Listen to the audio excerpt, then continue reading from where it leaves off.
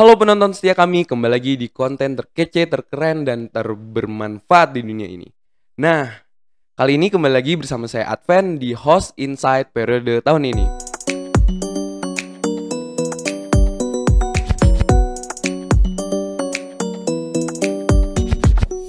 Dan di Insight ini, kita bakal ngundang tamu yang spesial dan overpower dalam bidang matematika nih. Dan dia itu udah lulus hampir semua ujian ASAI, bener gak nih? Bener ya? Dan kalau dihitung-hitung tuh sisa satu mata ujian lagi untuk dapetin sertifikat ASAI tersebut ya. Nah, teman-teman semua pasti udah tahu karena dia udah diundang jadi pembicara di beberapa proker. Dan pasti udah ketebak dong ini siapa. Kita langsung aja sambut nih, Kak Yolan Daniela. Halo semuanya. Halo Kak Yolan. Dilihat-lihat nih kayak seneng banget nih Kak Yolan hari ini. Kayak wajahnya tuh ceria dan bersinar terang gitu. Sampai-sampai nih kayaknya saya Waduh. Enggak dong, lebay ya. Iya. Nah ini sebelumnya sesuai dengan tema kita kali ini ya, yang udah saya tekenin dari awal ya, yang di opening tadi. Kita akan ngebahas tentang lika-liku ujian sertifikasi ASAI. Terus juga penyetaraan di Unpar nih gimana. Untuk teman-teman yang mau ngambil sertifikasi ASAI nantinya, yang udah ngambil peminatan aktuaria, kalian harus tetap stay tune di sini sampai selesai. Tapi ingat, santai aja, kalian siapin cemilan kalian karena pembahasannya sepertinya agak cukup panjang ya teman-teman. Nah, kita langsung aja masuk ke tema nih Kak ya. Oke. Kak Yolan ini kan sisa satu mata ujian lagi ya, yang belum diikuti itu A70, bener? Ya, Oke, bener ya. Dan yang lainnya itu kayak A30, A40, udah lulus nih ya ujiannya ya. Dan kalau kayak untuk A10, A20, A50, sama A60 itu penyetaraan dari Unpar ya kan? Ya, betul. Itu mah udah pasti dapat lah ya, harusnya udah dapat lah ya. Nah, saya tuh penasaran nih, gimana sih cara belajarnya Kak Yolan, yang tahu sendiri lah kan, kita nggak munafik ya kalau matematika Unpar tuh kan nggak semudah itu, nggak kayak di iklan-iklan yang wah ini aktuaria ntar gajinya tinggi gitu kan. Tapi gaji tinggi belajarnya juga susah gitu ya kan, bener kan. Nah terus juga tambah lagi kan Kak Yolan kemarin sempet offline terus online lagi nih, pastinya ya jadi agak struggle dikit lah ya, karena culture-nya bakal beda gitu. Terus kemarin juga sempat belajar online tapi UTS offline gitu kan.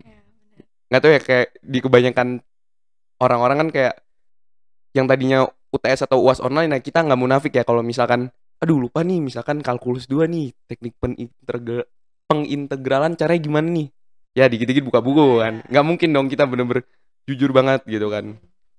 Kalau kasarnya itu orang-orang itu kan nyontek gitu kayak kan. Nah saya tuh pengen tahu nih gimana caranya Ciolan bisa ngebagi waktu. Ya mungkin ini pertanyaan yang udah basic yang di insight sebelumnya gitu. Tapi saya pengen tahu Ciolan yang ngebagi waktu bisa sembari belajar penyetaraan untuk ujian ASAI gitu kan. Terus ada juga kemarin sempat ikut senat ya, senat mahasiswa. Terus juga kan ini juga ada belajar dari Unparnya gitu kan ya. Itu gimana Ci cara itu gimana Kak caranya? Apakah Kak Yolan itu belajarnya itu otodidak sendiri untuk penyetaraan ujian? Dan kalau untuk mahasiswa yang kayak saya nih, saya kan orangnya itu kan suka main gitu kan. Kayak belajar aja itu mungkin kayak Hamin satu minggu atau Hamin 2 minggu sebelum UTS atau UASnya nih. Itu apakah kita juga itu bisa ngebagi waktu untuk belajar mata ujian sertifikasi ASAI gitu? Dan gak harus ambis-ambis banget gitu. Gimana tuh Cik? Jadi aku jawab dulu tadi yang pertanyaan ya, gimana cara bagi waktunya ya. Jadi kalau untuk bagi waktu itu kan sempat dari offline ke online ya. Kalau waktu dari online itu lebih seringnya tuh aku misalnya dari pagi sekitar jam 7 sampai kita beres kuliah jam 5, itu aku fokusin lebih ke belajar untuk akademik aku. Aku ngerjain tugas, aku belajar kuis, aku belajar atau apapun yang aku bisa kerjain selama dari rentang waktu jam 7 sampai jam 5 pagi, jam 5 sore itu. Nanti setelah jam 5 sore istirahat, makan untuk ya ngisi energi dulu lah ya. Nanti setelah itu jam 6 atau jam 7 tuh lalu aku fokusin untuk hal-hal kayak proker, untuk kayak rapat, senat mahasiswa atau apapun itulah. Jadi memang dibagi waktunya harus dulu yang diprioritasin itu akademik, karena kan memang kita berkuliah untuk tujuannya akademik dulu ya. Iya iya. Benar. Jadi kita akademik dulu, udah fokus nih, udah beres semua tugas. Jadi kalau kita mau rapat sampai nanti jam 10, jam berapapun kayak ya udah, jadi tugas atau apapun itu udah selesai. Jadi lebih enak juga untuk lanjutin kegiatan di luar akademiknya kayak gitu. Kalau kayolan kan pasti butuh waktu untuk ya nongkrong sama teman-teman. Itu gimana tuh cara ngebaginya?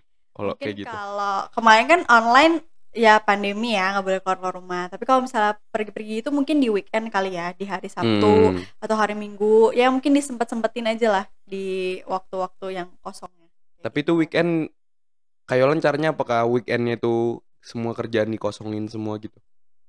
Enggak juga sih, tapi lebih kalau aku seringnya planning gitu, misalnya jam segini sampai jam segini aku mau ketemuan orang nih. Nah sebelumnya kalau misalnya aku bisa kerjain sesuatu, aku bakal kerjain dulu.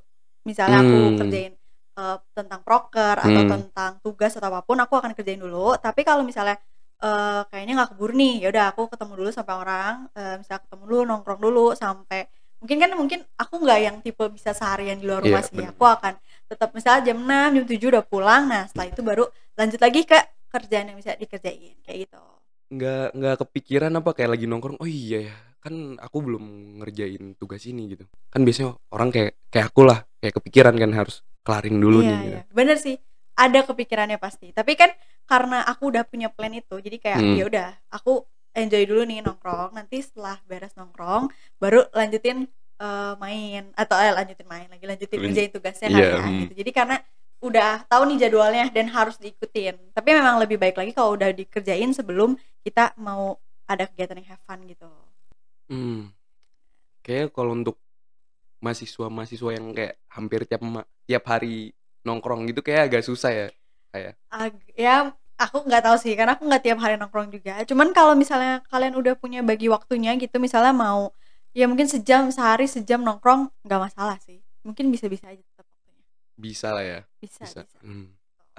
Nah yang saya bingung adalah kemarin kan kayolan sempat ngambil matkul pengantar ekonomi ya di semester 2.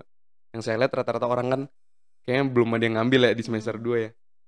Nah itu kenapa pada saat itu kayolan langsung ngambil pengantar ekonomi nih? Padahal kan di semester genap lainnya kan bisa nih kan. Kita kan orang-orang kan semester 2 itu orang-orang malah triknya adalah habisin MKU dulu ya kan. Ambil Pancasila, agama Katolik gitu kan, diambil semua kan gitu. Betul. Tapi kenapa tuh kayolan malah ngambilnya pengantar ekonomi? Oke. Sebenarnya ngejawab dulu yang tadi pertanyaan sebelumnya kan ada yang tadi Advance bertanya nih, belajar otodidak atau gimana nih Kak untuk penyetaraan itu. Kebetulan sejauh ini selama aku ambil ujian yang mandiri ini aku selalu otodidak, jadi belajar sendiri dari ujian-ujian sebelumnya atau pokoknya belajar dari sebelumnya. Nah sebenarnya aku ngambil pengantar ekonomi ini di semester 2, tapi aku tuh udah lulus ujian A30 yang ekonominya tuh di semester 1.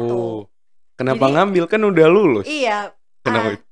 Aku tuh emang sempet dengar gitu dari cutting dari itu tuh katanya kalau udah lulus ujian A30 tuh katanya bisa nilainya bisa dikonvert gitulah ke SKS. Tapi salah denger gitu loh. Ternyata itu cuma kabar burung yang ternyata enggak lah, ternyata tidak bisa langsung dikonvert gitu, tetap akan ambil kelasnya seperti biasa gitu. Terus kebetulan aku tuh memang pengennya di semester awal ini 24. Jadi kayak pengen dimentokin 24 dulu, tapi kan kalau misalnya MKU tuh paling mentok 23 atau 22 gitu kan. Jadi akhirnya aku ambilnya di MKP aja untuk mentokin di 24 SKS waktu semester 2 itu gitu.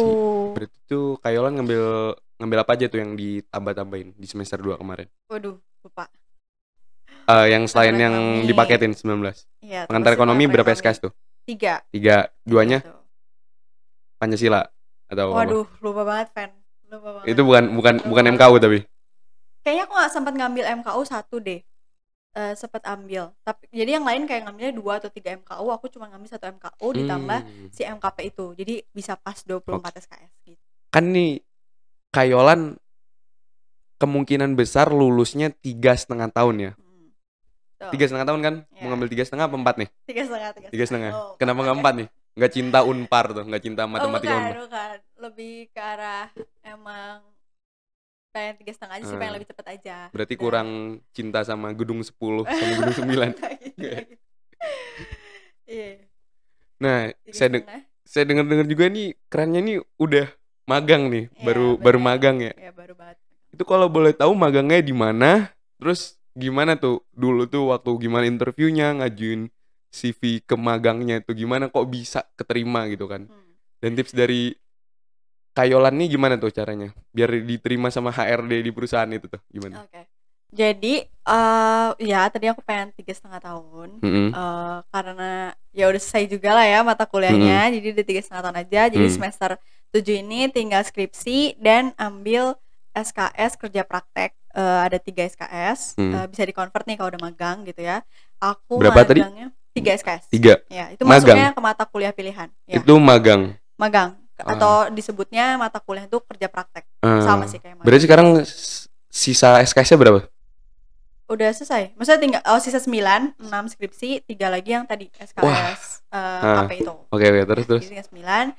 Terus aku kebetulan baru banget magang di Citibank yang di Jakarta Selatan. Aku bukan di bagian yang nasabah banknya, tapi lebih di corporate bisnisnya gitu. Jadi aku ngambil di divisi finance-nya, di financial planning and analysis. Itu gimana tuh kerjanya? Kayak kan di corporate bisnisnya itu. Jadi kalau corporate bisnis tuh lebih kayak misalnya nih ada perusahaan-perusahaan besar kayak Gojek atau apapun yang nanti misalnya mengajukan kredit atau apapun ke Citibank. Jadi mungkin lebih mengarah ke perusahaan-perusahaan besar seperti itu. Nah, aku tuh kerjanya di sana mungkin lebih melihat gimana nih planningnya atau financial planning. Jadi mencoba merencanakan finansial untuk kedepannya nanti di tahun berikutnya atau 2 tahun berikutnya itu seperti apa. Dan karena aku masih magang juga, jadi masih bantuin dari kakak-kakak yang senior untuk bantuin mungkin bikin PowerPoint, lebih ngecekin Excel-nya, dan kayak lebih mungkin sekarang masih teknis ya karena masih baru banget dan masih terus diajarin hal-hal baru supaya lebih nanti mengerti di finance-nya tuh seperti apa kayak gitu. Berarti magang ini bikin kita banyak pengalaman juga ya. Nggak cuma magang ngeliatin orang doang gitu cara kerjanya. Oke, bener. Magang tuh langsung prakteknya sih, kita nggak akan pokoknya lebih ke pengalamannya aja sih, kerja bagaimana sih kita harus bangun jam misalnya masuk kerja jam 8 nih ya, jam 7 tuh harus udah bangun, udah siap untuk kantor gitu. Jadi lebih kayak ke geladi bersih atau geladi kotornya gitu ya kalau sebelum kerja beneran gitu. Kayak bener-bener jadi kayak gladi di proker-proker gitu. Betul. Bener. Jadi kayak nggak kaget lah nanti kalau misalnya udah kerja tuh kayak ternyata kerja kayak gini. Tapi kalau udah magang tuh kayak udah tau lah kayak kira-kira kalau gimana-gimananya gitu. Nah Kak, tadi ini kan kayaknya yang kita lihat itu kita dari tadi kebanyakannya malah ngomongin magang nih kan. Malah agak keluar jalur dari tema nih. Sampai lupa tuh saking asiknya ngebahas magang tadi ya. Gimana lingkup di magang nih. Saya pengen nanya nih, ini kan ada 7 ya. Iya, betul. Dan Kayolan ini udah lulus ujiannya itu A30 sama A40 kan. Itu gimana tuh? Dari A30 sendiri nih, ngebahasnya tentang apa aja? A40 tentang apa aja? Jujur saya sendiri ambil aktuaria tapi saya kurang tahu malah tentangnya. Jadi kan kalau misalnya di aktuaria itu ada 7 ujian. Setiap ujiannya, mata ujiannya itu ada nama-namanya kan. Nah kebetulan di Unpar sendiri ada 4 mata ujian yang udah disetarain. Kalau memang nilainya bisa sesuai dengan kriteria yang untuk penyetaraan ya. Nah kebetulan untuk 4 ujian ini A10, A20, A50 dan A60 ini bisa masuk nilainya, jadi bisa penyetaraan dari Unparnya langsung. Jadi kalau masalah penyetaraan dari Unpar itu gampang banget teman-teman. Jadi teman-teman tinggal masa nilainya diperbagus sesuaikan dengan kriteria yang ada di Unpar. Nanti teman-teman tinggal biasanya setiap akhir semester gitu suka dibuka untuk penyetaraannya. Jadi nanti tinggal submit di Google Form aja tentang nilainya, pembayarannya, formulirnya gitu. Nanti setelah itu langsung diproses dari TU Unpar sendiri gitu. Mungkin teman-teman harus lebih update aja sih kapan nih dibukanya, jadi biar nggak ketinggalan untuk penyetaraan nanti. Itu untuk penyetaraannya? Untuk penyetaraan di Unpar sendiri ya. Kalau untuk ujian ASAI kita sendiri dong? Atau kita lewat Unpar didaftarin sama Unpar? Enggak. Kalau ujian mandiri untuk yang A30 dan A40 ini teman-teman harus nanti masuk ke web Aktuaris ORG setahu aku. Nanti teman-teman yang belum punya akun, teman-teman bikin akunnya dulu. Nanti setelah itu punya akun sendiri, terus bisa daftar sendiri. Nanti di situ dikasih tahu ada kapan nih ujiannya, tanggal berapa aja, terus jamnya jam berapa, dibukanya apa aja, nanti ada semua di situ. Dan kalau periodenya lagi dibuka ujian, tinggal daftar di situ aja, bayar di situ. Nanti semua dari akun itu sendiri gitu. Tapi pembayarannya kan katanya untuk mahasiswa sama umum beda. Betul banget. Itu gimana? Kita kasih tauin kalau kita pakai KTM Unpar gitu atau? Nah, kalau mahasiswa ini biasanya teman-teman nanti tinggal ngajuin ke TU-nya FTIS untuk minta surat keterangan mahasiswa aktif di semester yang dituju. Misalnya sekarang teman-teman di semester ganjil nih. Nah, di semester ganjil ini nanti teman-teman minta ke TU untuk menyertakan surat keterangan mahasiswa aktif itu. Nanti setelah itu suratnya akan disubmit ke webnya Aktuaris ORG itu. Nanti dapat sama mereka mungkin diolah dulu apakah benar atau enggak. Nanti kalau udah langsung statusnya adalah sebagai mahasiswa dan pembayarannya pun langsung berubah dari 1,2 sekian, bisa kalau jadi mahasiswa cuma bayar 300.000 gitu. Jadi cuma seperempatnya ya, murah banget ya. Bener. Kayak selama masih jadi mahasiswa ikut ujiannya aja ikut dulu ujian, gitu. Tapi kan ini kan Kayolan kurang di A70 ya. Belum ngikutin. Kapan tuh mau ikutnya ntar? Kebetulan aku udah kemarin. Oh, kemarin. Minggu lalu Selasa kayaknya aku ambil ujian A70. Lulus nggak? Udah. Keluarnya nanti sih mungkin ya, agak lama nih keluar untuk keluar nilainya, sekitar sebulan setengah sampai dapat keluar nilainya. Nah, kalau ujian ini tuh teman-teman harus lulus di atas 70 baru lulus nilainya. Lulus ujiannya gitu ya maksudnya. Di A30 sama 40 itu ada KKM-nya berapa juga tuh? Ada 70 juga, maksudnya setiapnya. Jadi teman-teman harus di atas 70 baru bisa lulus. Untuk A30 itu yang ekonomi, A40 yang accounting, akuntansi. Gitu. Berarti kalau misalkan yang 70 di atas 70 cuman dikit, itu yang lulus dikit doang dong? Iya, kalau misalnya kamu 67,5 atau 65 ya nggak lulus tetap. Iya sih, benar sih. Iya. Itu makanya kenapa di Indonesia banyak berita-berita lulusan ASAI sama FSAI itu dikit gitu. Ya gimana nggak dikit? Ya, susah ya. Itu gimana kemarin belajar dulu dong kemarin sebelum ujian A70 tuh. Nah, kalau teman-teman yang mau ujian mandiri gini nih ya, 30 atau A40 yang lebih mandiri itu mungkin harus mempersiapkan waktu yang lebih lebih spesial gitu ya. Karena kan ini ujiannya mandiri nih, mungkin nggak ada bantuannya dari Unpar atau apa, teman-teman harus berusaha sendiri. Tapi menurut aku nggak susah-susah banget juga. Mungkin bisa belajarin dari soal ujian tahun lalu, periode-periode tahun lalu. Terus mungkin ada mereka tuh kasih tahu silabusnya juga, misalnya tentang apa aja, bukunya mungkin apa aja tuh dikasih tahu juga. Jadi dari Unparnya tuh? Enggak, dari web dari Aktuarisnya. web. Jadi harus cek sering-sering cek di web Aktuaris ORG-nya ini gitu. Jadi mungkin dari situ nanti bisa belajar, bisa tahu nih gitu. Atau nanya-nanya ke cutting juga boleh nih. Misalnya cutting yang sebelumnya udah ikut ujian nih, kayak gimana nih Kak ujiannya, misalnya apakah susah atau gimana. Jadi teman-teman punya minimal harus mempersiapkan juga gitu. Nggak bisa yang kayak seminggu atau 2 minggu gitu, karena ini lumayan banyak materinya. Materinya banyak. A70 tadi apa? Kalau A70 itu teori risiko. Teori risiko. Berarti itu ada kan di Unpar ya? Ada, tapi nggak penyetaraan. Tapi itu untuk materi sendiri hampir sama nggak? Tidak semua materinya. Jadi mungkin kalau misalnya yang di Unpar ini teori risikonya misalnya yang diajarin antara setengah atau setengah lebih gitu. Jadi nggak full diajarin. Mungkin kalau ada teori risiko lanjutan bisa tuh disetarain. Jadi lebih banyak materi yang diujianin pas A70 oleh aktuarisnya gitu, oleh aktuaria PAI-nya gitu. Berarti memang balik lagi kalau pengen ngambil ASAI jadi aktuaris itu memang harus belajar sendiri ya, nggak bisa kayak kita dituntun sama Unparnya gitu, nggak bisa ya? Kan udah 4 ya, menurut aku udah penyetaraan nih, udah 4 jadi bantuin udah enak tuh. Nah lanjutnya nanti 3 ujiannya lagi bisalah belajar sendiri gitu. Dan menurut aku sekarang itu udah banyak banget tutor tentang ujian-ujian ini gitu. Tutor A30, A40 gitu. Kayak udah cukup banyak dan menurut aku bisa kalau mau nambah ilmunya atau kayaknya susah deh aku belajar sendiri, bisa banget tinggal cari-cari tutor untuk ujian aktuaria ini. Berarti gitu. Yang tutorial A30, A40 itu masih bermanfaat ya untuk? Iya, pasti bermanfaat. Nah, tapi masalahnya satu nih, Kak. Misalkan Kayolan kemarin yang ikut A70, terus nanti aja deh gitu kan. Terus ini udah lulus dari kemarin-kemarin tahun gitu. Terus Kayolan baru mau ngambil A70 di 5 tahun lagi. Apakah mata ujian yang udah lulus ini bakal masih berlaku atau kita harus ngulang lagi tuh? Tetap berlaku. Kalau A30, misal kamu udah lulus nih, kamu udah penyetaraan, ya udah kamu punya itu. Seumur hidup atau Iya. ada periode? Tetap, ya pokoknya kamu lulus aja. Jadi nanti kamu udah lulus nih. Tapi kalau kamu mau punya gelar asai, kamu punya itu, kamu harus ngajuin lagi ke Persatuan Aktuaris Indonesianya. Jadi kayak ada mengajukan lagi, kamu nyertain kalau kamu udah lulus 7 ujian ini.